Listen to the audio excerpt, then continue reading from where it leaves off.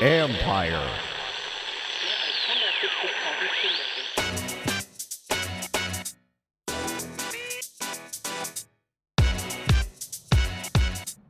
Week 1 of the NFL's 2020 season is in the books, and what a week it was. We're breaking it all down. The highs, the lows, the best and worst debuts, and a couple thoughts in between. What's up, everybody? It's Mike Jones. Thanks for coming back for another episode of the Football Jones podcast. You can read me at usatoday.com. Follow me on Twitter and Instagram at @ByMikeJones. And as I said, here we are. Week 1 of the NFL season. At one point, we didn't know if it was going to happen. We didn't know if we were going to get here. But here we are. Every single one of the games in the books. Not a hitch. No interruptions. No COVID outbreaks. And a lot of entertaining games. We're going to really break down some of the best and worst debuts because there were some new faces. There were some old faces and new places, and a lot of really intriguing performances here. We're going to have a visit with John Keim, my buddy who covers the Washington Football Team. I was in KC for the season opener on Thursday with the Texans and the Chiefs, and then on Sunday I was there in Washington for Ron Rivera's debut, and so John Keim and I are going to spend some time breaking that game down. But first, a couple just thoughts and observations right off the top here. I wanted to wait till all of the games were in place after the Monday night games. And the first thing I got to say is, what was Vic Fangio thinking? The Broncos head coach. If you guys didn't realize, if you missed it, this was a very close game. And unfortunately, the Titans went down to the wire because Stephen Gostkowski couldn't hit a field goal. 3 times he missed. But the Broncos had the lead, a very narrow lead.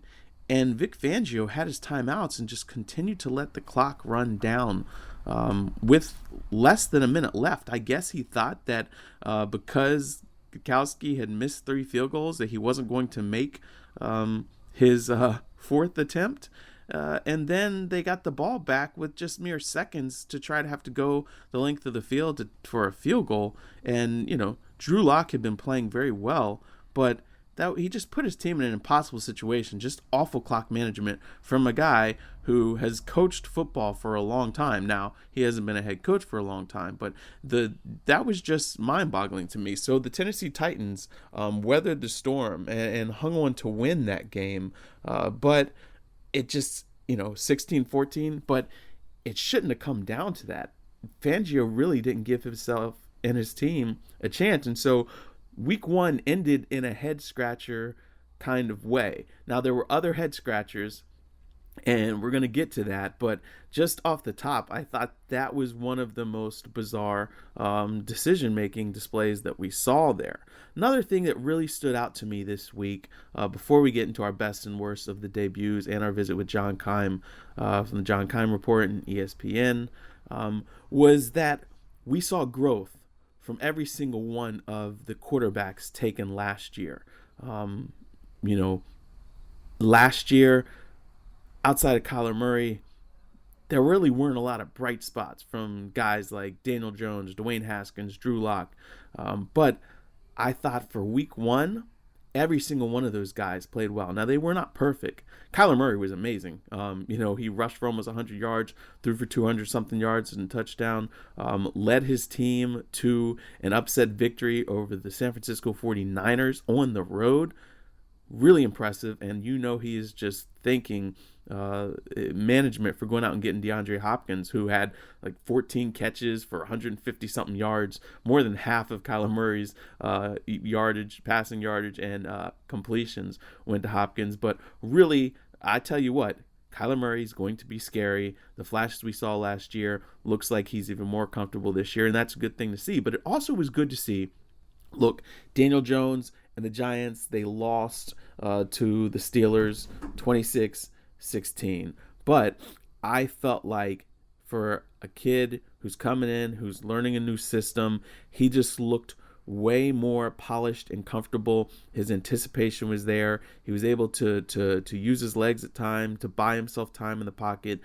Pretty good decision making for the most part. Obviously, there's some mistakes here and there, but he looks like a guy who is definitely going to be a player in this league for a good while, and you can see the potential in him. There were people last year before the draft. There was mixed reviews, but a lot of people thought that he was, maybe late first round worthy, and they kind of scratched their heads when the Giants took him as high as they did. And then there was some debate whether, maybe mid round, who's better, Dwayne Haskins or Daniel Jones, and the Giants took Jones, and Haskins went to Washington. But I felt good about just that debut performance for Jones. 26 for 41, 279 yards, 2 touchdowns. Again, I said, yes, there were some mistakes. He had 2 interceptions, but he definitely had some bright spots there. Mentioning Dwayne Haskins, we saw him start to grow up, take steps. Towards the end of last season, he had a rocky first 3/4 of the season last year, but down the stretch, he started showing a little bit of promise, but they need a lot of growth out of him. And this season on Sunday, he was pretty rough with his accuracy and things like that, and John Keim will talk more about it. But we saw real growth from him in the second half. From basically the late second quarter on, he looked like a guy who has a lot of talent, has a lot of tools that he can use to help carry his team, and we saw leadership ability out of him. And as I mentioned, Drew Lock was a guy that, there were questions about him as well last year, but the Broncos felt good about him going into this season, and he had some bright spots. Really good mobility, able to slide around by himself sometime as well. Good arm strength, could throw from a number of different angles.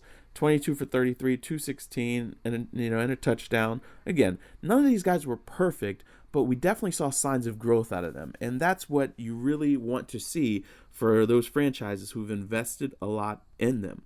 Another observation was that last week when Nate Davis and I did our power rankings, we just talked about the top 10. Well, I was so, excited to talk about my number 10, the Patriots, that I jumped over my number 9 team, and that was the Pittsburgh Steelers. And on our USA Today roundtable that we did, I picked the Steelers to be a team that's really going to bounce back this year.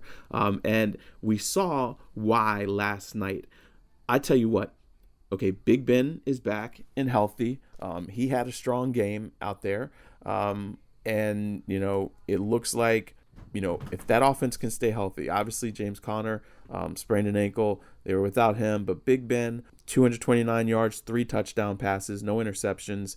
He spread the ball around all over the place. They had young guys making contributions. That's what you want to see out of them. But what impressed me the most about the Steelers was their defense. Those guys, a lot of young guys, they were flying around to the ball. They can bring a lot of pressure, make things really uncomfortable for the opposing quarterback. And so I really think this team is going to bounce back. This team is going to be a playoff team. I'm not saying that I'm not going to make a prediction on how deep a run they'll make or that they'll win their division, but they're definitely going to make Baltimore sweat there. I think that, that's a 2-team division there, and Baltimore started out the season like, gangbangers, just like they were last year. But the Steelers, that defense, the way those guys have continued to grow, is going to be scary good. And again, if Big Ben can stay healthy, if they can get James Conner back soon, so he can be healthy to go with the passing attack, this is going to be a very well-rounded team. All right, so there were just some quick observations I had there. Let's go and do our visit with John Keim, because, as I said, talking about the best and worst debuts, and one of the best debuts of the weekend came from Ron Rivera and his first week with the Washington Football Team, and one of those guys being Chase Young, the second overall pick of the draft. So here, John Keim and I are going to break down that debut performance for Washington. As I said, we wanted to check in with John Keim because I'm here at FedEx Field for my second game of the week, and it's always good to catch up with my buddy. And here we are, Washington pulled off a win, 27-17. Last year they were up 17-0 and collapsed. This year they were down 17-0 and came back. Case, were you surprised by this? And what was your biggest takeaway from what you saw out of this young team? Well, I was surprised at how bad I thought they were playing early too. But from one standpoint, I wasn't surprised because everything was against them having a good start. It's a new staff. They had less time on the field together. It's a young quarterback. There are a lot of parts that are trying to come together. New coordinators. So from that standpoint, and Philadelphia is really good, even though there were some problems up front with the offensive line. So from that standpoint, it's like okay, but I still was surprised at the how deep a hole they dug so fast. And the other part of the surprise was too that I like what the mindset that Rivera is trying to establish with this group. And so because of that, I was, I kind of felt like they'd have some fight in them. Mm-hmm. To come back and win at that point, you'd be kind of silly to think that because who's really seen that? But I did think they would at least make a good run because I do like the mindset he's trying to work. And it's funny because even during the game, I tweeted about that game last year. After one quarter last year, this team was up 17-0, and everybody, everybody's astonished and oh my God, what could this team do? They lost the game. They won 3 games all year. So you can't overreact to a quarter. I think it's all about building and seeing how the game goes, how the season goes, and there's a long way to go. But I did think with their mindset that they would put up more of a fight, and they did. Gotcha.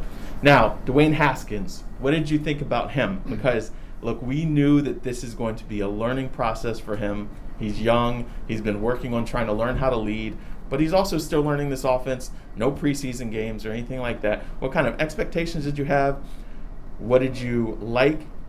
And what did you not like? And then what did you learn about this from week 1? Well, my expectation for him is same as what I just said. I feel like that this is a year where you're measuring his growth in a number of different ways. Okay, how do you handle adversity?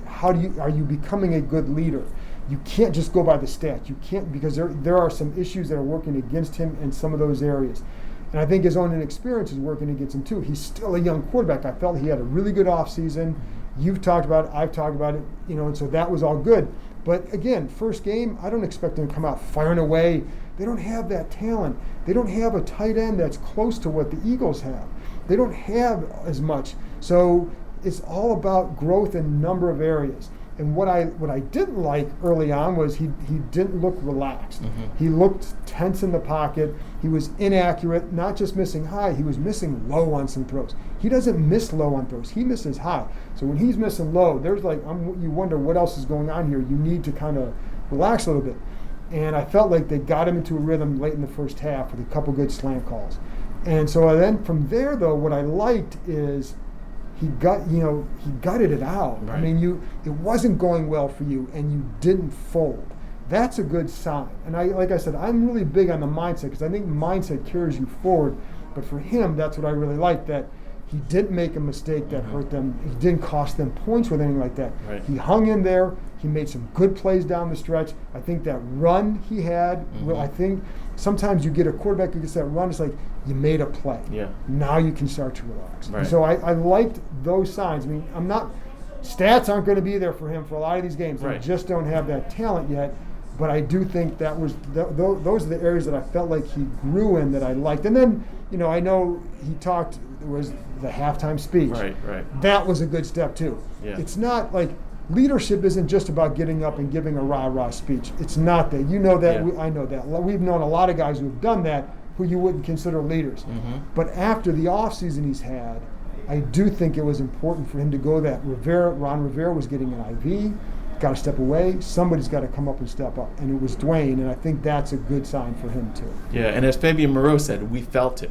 So that's a big thing, because there are guys who stand up and start doing speeches, and guys will roll their eyes thinking okay. Because I know there have been quarterbacks in the past, if they stood up and gave a speech, there were guys who really didn't want to. There were definitely guys here who didn't want to hear it. Exactly.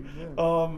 But this was one that all the guys that we asked about it said that they felt it, they appreciated it. And I was watching his body language when it was tough. You didn't see him hanging his shoulders. Right. He still had a little bit of bounce, where he was, still, So I felt good about what we saw there. And again, there's going to be a lot of tough games and things like that. But, they did. Your other takeaway, I want to hear what you thought of this defense, because we knew that they have the potential. They've got all the horses up front.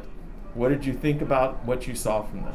Yeah, that's where I was surprised early on, because early on, you started to see some of the pass rush early on, even when it was 17-0, but it was when they put it together. And I know Ron Rivera talked about Jack Del Rio getting into a groove as a coordinator, which I agree with. But what I liked is that, again, there's a lot of talent up there. Yeah. But Del Rio has talked about, too, and we, as you know, covering this team for a while, that talent hasn't always equaled production. Right. The production was there today because it came from all over. Mm-hmm. And I think you have a lot of guys who play unselfish, and I think that helps. I think Chase Young is unselfish. I think the guys inside they're all unselfish. That helps too. But what you saw is a group that can work together. You have ends that can collapse. You have tackles that can push the pocket. And when Carson Wentz would sometimes maybe find himself in a situation where in the past he would have scrambled or gotten away from something, there were guys there to clean it up. So the depth of that is impressive. It's what we expected, because Chase Young looked really good this summer when he was on the field. But to see it in action, and I know Philly's line was weakened. They're not going to get that every game. We know that. But they took advantage of it the way they should. I think what also was good to me was the way the corners played off that at times. And they knew, the coordination with knowing the blitz is coming on Jimmy Moreland's interception. There's a safety coming off the edge. He knows he can sit because he knows the ball's got to come out fast. Right. It's trusting that pressure. I think that's going to help them. Now, there are a couple other big plays that Wentz could have hit that would have hurt them, but he didn't. And I think you start to affect the rhythm of the quarterback when you get there. So I think there were some good play calls, like fourth down. They sent two linebackers, one drops. The center goes with the one who was dropping, thinking he was coming.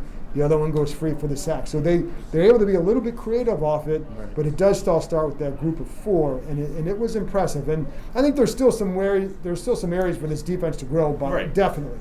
Yeah. But that pressure and that group gives them a hell of a starting base. A lot of people for years now have talked about the 4-3 versus the 3-4. Now they're a 4-3. And, it was crazy because lots of times in nickel packages they would have a four-man front. Now they're a true 4-3. What was your assessment of that?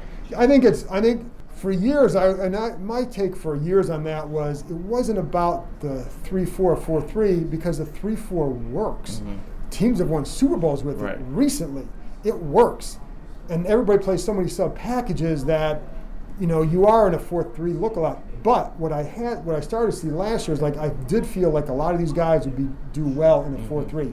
Montez Sweat. I think it allows him to just go play. You don't have to worry about dropping in all these coverages all the time, which is part of a 3-4, not just here but everywhere. But so you don't have to do that. You don't have to think about this, think about that. You just think about plain end in a 4-3.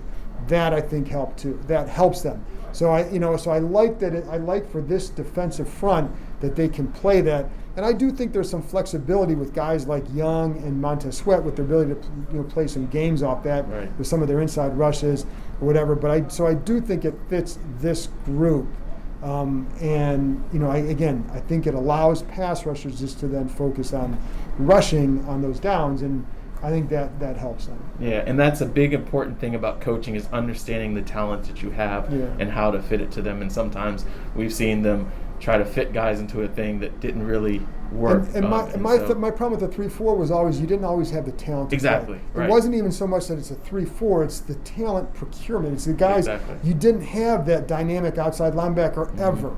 Like Ryan Kerrigan has been a good linebacker. He was never dynamic. You need a dynamic guy in there. You need a stout guy in the middle to play it like a certain way, and they never had those guys. And then you combine that with some poor coordination with this, front and the back of the schemes and all that, and it led to trouble. So it was about other issues, but they are suited, I think, with this front for a 4-3. Good deal. All right, Cakes. Well, this is going to be a work in progress. We'll be checking in with you. I appreciate you being maybe on. I'll see you soon now. Hopefully so. All right, man. All right, thanks to John Keim. It was really good to see him. We spent a lot of years, 8 years together in the press box out there at what formerly was known as Redskins Park every day covering the team, and now I bounce around, but it's always good to see him. We do the podcast together sometimes, but great to see him in person. We actually were sitting together, although it was 6 feet apart with our masks and everything, socially distanced in the press box, but great guy to hang out with. Great insight there on Washington. He's up there, up close and personal, knows them inside and out. But here we go. Let's talk about some of the best and worst debuts of week 1. And I did a column on this that came out in Tuesday's paper, went online Monday, so go and check that out. But off the top, one of the top debuts of the whole first week was that of Kansas City Chiefs running back rookie Clyde Edwards-Helaire. This kid is going to be scary good. 25 carries, 138 yards, and a touchdown. This Chiefs team didn't need any more firepower. They have a dynamic passing game. They had a pretty strong run game with Williams, but he opted out. And you know what? It didn't faze them because they have Edwards-Helaire, the rookie out of LSU, and he has got great speed. He's got great elusiveness. He can stop on a dime. Also, he's pretty good, got pretty good hands as well. He started off on Thursday night. There were times that the Texans really were playing deep. They had 2 safeties over the top to make sure that Patrick Mahomes could not hurt them deep, but it was okay because they had a strong run game. Mahomes would just check down when he needed to, and this offense that was scary last year has another element to it. This kid, there's a lot of people who think he's going to be Offensive Rookie of the Year, and after seeing that performance, you understand why. Okay, so that was one of the best debuts. One of the worst debuts, I've got to give it to my guy, Tom Brady. I have, as we talked last week with Nate, I was high on him. I think that he's going to do great things with the Bucs, and I still think he will, but he did not have a good performance. Started it off great. Led a 9-play, 85-yard drive to start the game, scored on a quarterback sneak, became, at 43 years, 41 days old, became the oldest player in NFL history to score a touchdown. But after that, he didn't look good. He had 2 interceptions, one of them being a pick 6. He was staring down receivers. He was overthrowing receivers. He was telegraphing to the defense what he was going to do. They lost 34-23, and I really thought that game was going to be a shootout. But, it's early, no preseason. Even Tom Brady needs some time to gel with his receivers.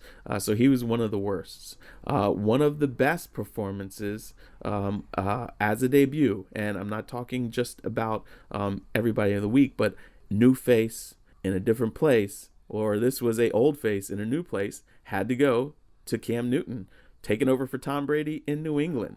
He led the Patriots with 75 rushing yards, 2 rushing touchdowns on 15 carries.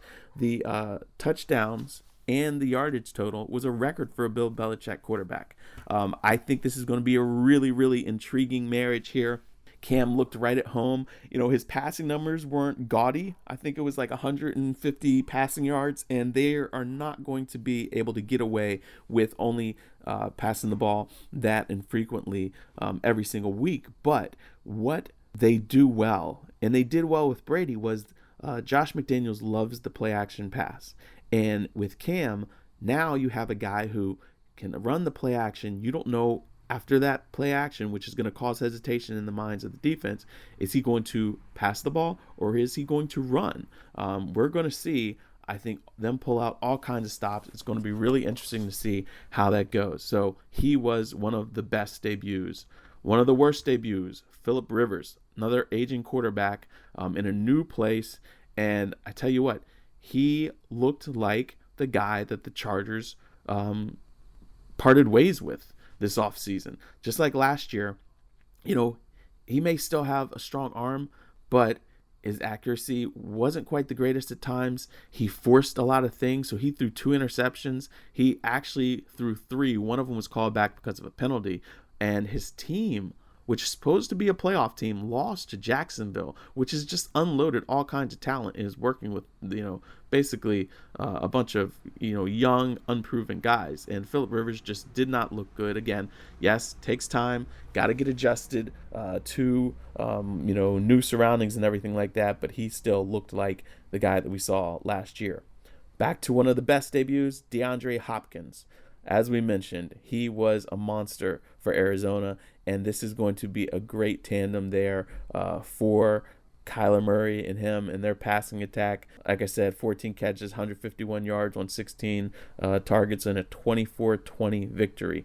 Instant connection with those two guys. I mean, when you're that talented, if you're a quarterback, you build an instant connection. It's not too hard. One of the worst debuts, I thought, was Browns coach Kevin Stefanski. Here he was. They spoke high of him for his offensive, skills as a offensive coordinator in Minnesota. He was supposed to come in and make Baker Mayfield and Odell Beckham Jr. and all those guys, the really wide and diverse collection of offensive talent, Jarvis Landry.